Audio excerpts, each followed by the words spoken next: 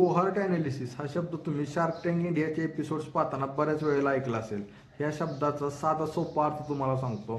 समजा तुमचा एखादा व्यवसाय आहे, त्या व्यवसायामध्ये ग्राहक मिळवण्यासाठी तुम्ही वेगवेगळ्या प्रकारे मार्केटिंग करता. जसं की फेसबुकवर ॲड्स लावणं, इंस्टाग्रामवर ॲड्स लावणं, गुगलवर ॲड लावणं किंवा ऑफलाईन काही मार्केटिंग स्ट्रॅटेजी तुम्ही केली असेल तर ते या सगळ्यासाठी तुम्ही पैसे खर्च करत असता. आता याच्यातून जे काही एन्क्वायरी येतात किंवा जे काही ग्राहक मिळतात ह्या सगळ्यांचा एक डेटा तयार करायचा.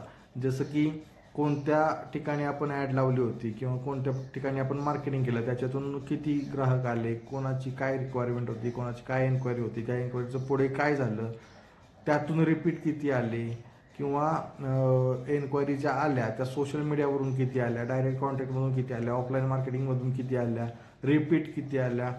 ग्राहक जर रिपीट येत असेल तर तो कोणत्या प्रोडक्ट किंवा कोणत्या सर्व्हिससाठी येतोय, तो काय येतोय, ह्या सगळ्याचा डेटा एक आपल्याला तयार करून ठेवावा लागतो. आणि याचं शेवटी एक आपल्याला ॲनालिसिस करायचं की याच्यातून आपल्याला आउटपुट मिळतं की कोणत्या ठिकाणी आपण मार्केटिंगसाठी जास्त फोकस केलं पाहिजे, कोणत्या ठिकाणी आपण ॲड्स लावल्या पाहिजेत, कोणत्या प्रोडक्ट किंवा सर्व्हिसवर आपण जास्त फोकस केला पाहिजे, ज्याने आपला बिझनेस चांगल्या प्रकारे ग्रो होईल. ह्या सगळ्या ॲनालिसिसला कोहॉर्ट ॲनालिसिस म्हणायचं.